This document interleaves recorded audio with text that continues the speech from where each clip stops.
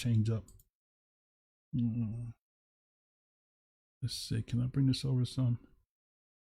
There we go. Might be too much now. Yeah, let's do it that way. Okay, that's better.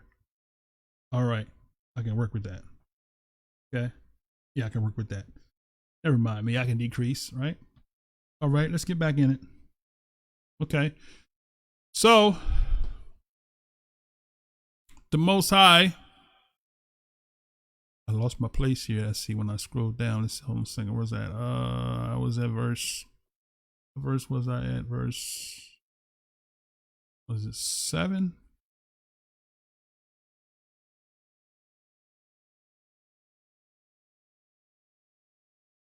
Okay, we go. Verse 10. All right, let's start at verse 10. All right. And thou shalt appoint Aharon and his sons, and they shall wait on the priest's office, and the stranger that comes nigh shall be put to death. Okay. I think I left off verse 12. And I, behold, I have taken the Levites from among the children of Israel instead of the firstborn that opened up the matrix among the children of Israel. Therefore, the Levites shall be mine, because all the firstborn are mine. For on the day that I smote all firstborn in the land of Mizraim, I set apart unto me all the firstborn of Israel, both male, man, beast. Mine shall be they. Mine shall they be. I am Yah. Okay. So the Most High called, in addition to the sons of Aharon, now the sons of Levi. Okay. Now let's skip down to verse 32, same chapter, Numbers 3 and 32. Let's start at verse 31, right? And their charge shall be the ark. I'm right in the middle of the thought. Hold on a second. Verse 29. The families of the sons of Kohath shall pitch on the side of the tabernacle southward. And the chief of the house. Hold on for 1 second. Let me see something here. I'm in the middle of a thought.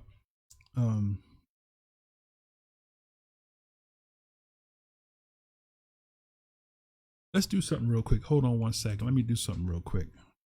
I want to set the stage with something real quick.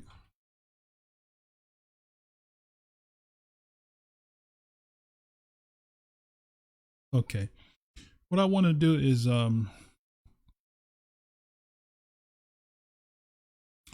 let's go to Exodus chapter 6 real quick, because I want to show you who these Levites are, so we can have a little clear, concise knowledge of who they are. So let's go to Exodus chapter 6, right? And we're going to start right at verse 16. Exodus chapter 6, verse 16. These are the names of the sons of Levi, according to their generations: Gershom, Kohath, and Merari. Right? So those are the three sons. The three sons of Levi, or Levi if you prefer: Gershom, Kohath, and Merari. Now, let's read verse 17, because I'm going somewhere with this in a minute, all right? The sons of Gershom are Libni, Shimi, according to their families. The sons of Kohath, Aram, Ishar, Hebron, Uziel, and the years of the life of Kohath were 133 years. So you got Gershom and you got Kohath, right? Kohath is where you get the word Kohen from, right? Okay. 19. And the sons of Merari, Mahali, and Mushi.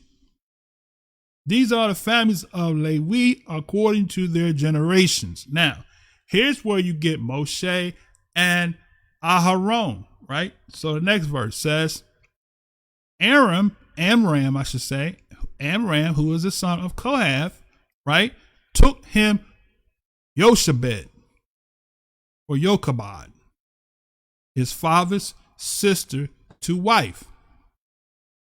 And she bore him Aharon and Moshe. And the years of the life of Amram were 137 years. So Amram took Jochebed, his father's sister. His father's sister. Tyler Perry ain't got nothing on the scriptures. Jochebed married his aunt. Y'all don't like me.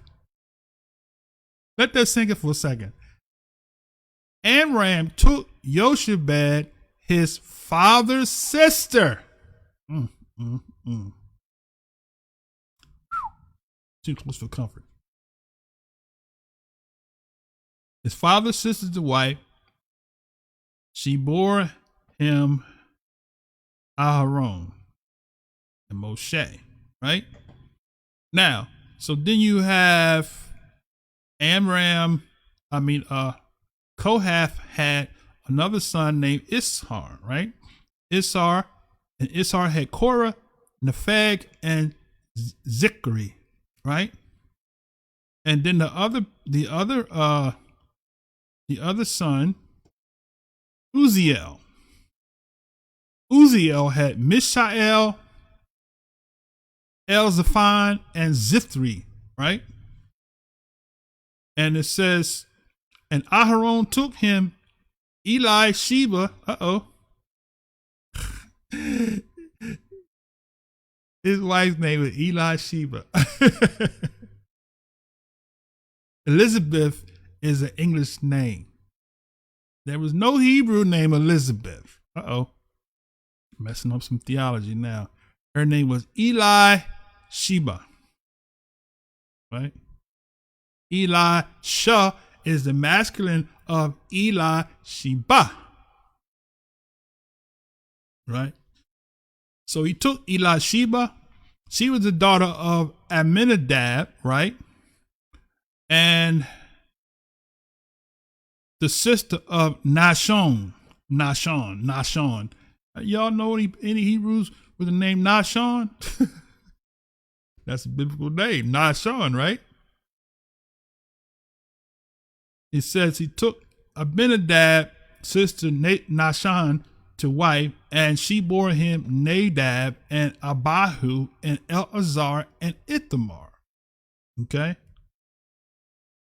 And the sons of Korah, Asir, Elkanah, and Abisaph. These are the families of the Korhites.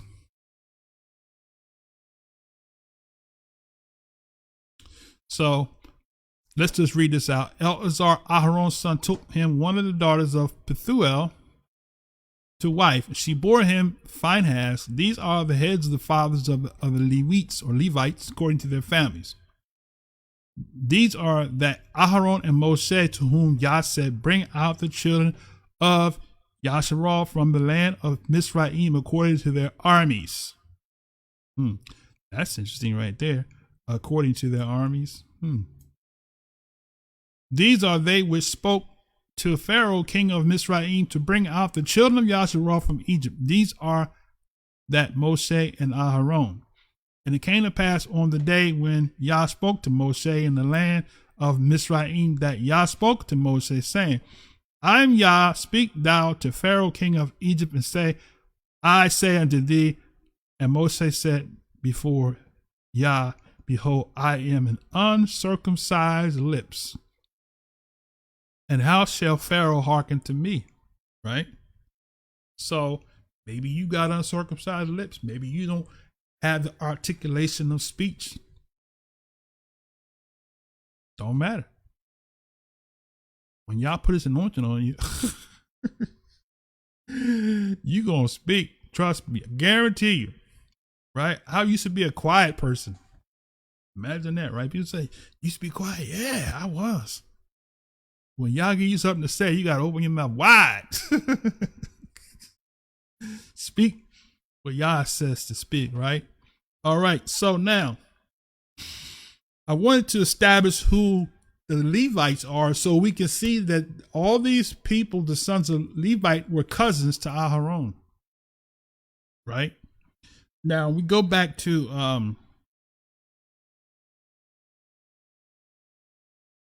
so we read Numbers 3. And now let's see.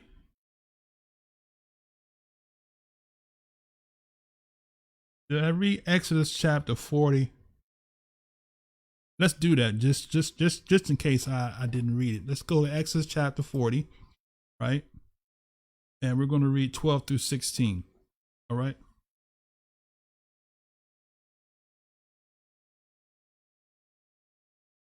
And thou shalt bring Aharon and his sons to the door of the tabernacle of the congregation and wash them with water, right? So we know that washing with water has to do with purification, right? They had to walk the walk.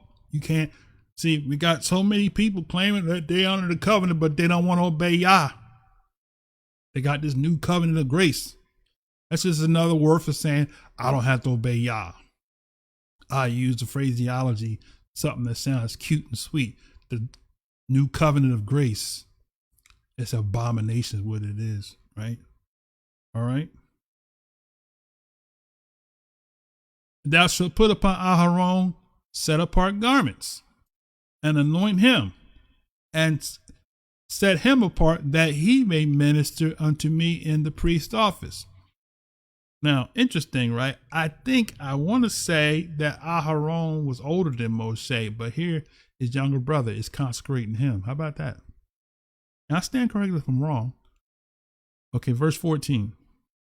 And thou shalt bring his sons and clothe them with coats, and thou shalt anoint them as thou did anoint their father, that they may minister unto me in the priest's office. For their anointing shall surely be an everlasting priesthood throughout their generations, right? So underline that, everlasting priesthood. Now, question is, when you're looking at these things, we have to see it from its proper perspective. The everlasting priesthood was everlasting as long as they were under this lineage or lineage, right?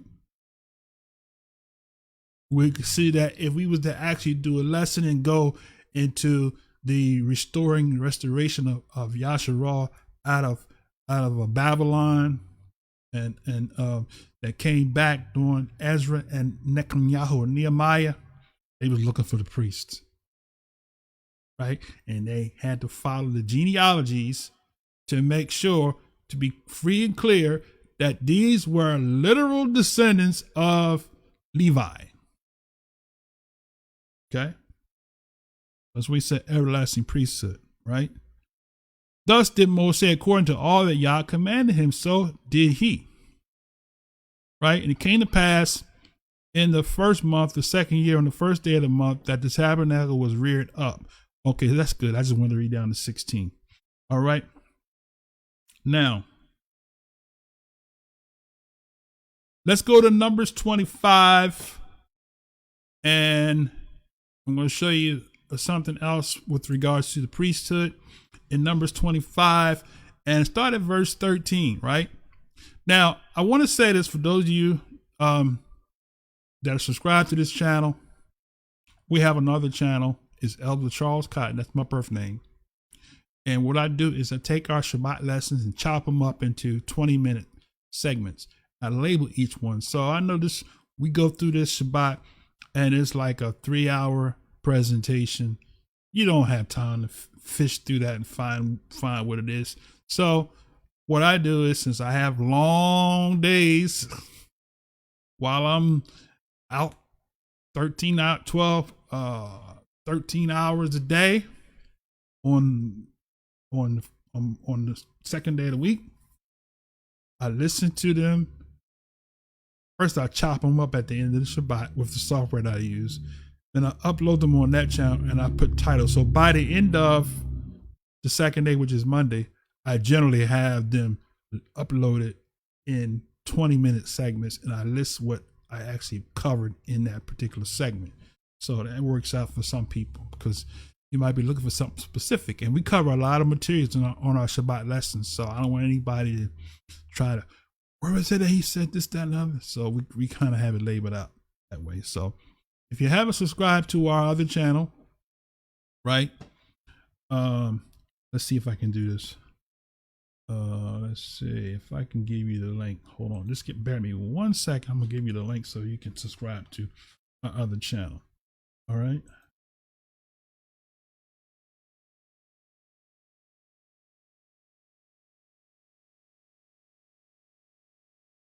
Okay, let's see. Now, if I do this here, copy the link.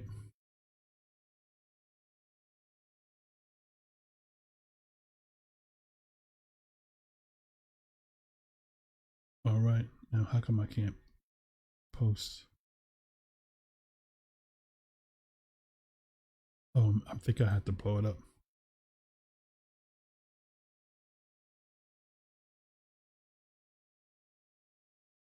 Okay, there it is.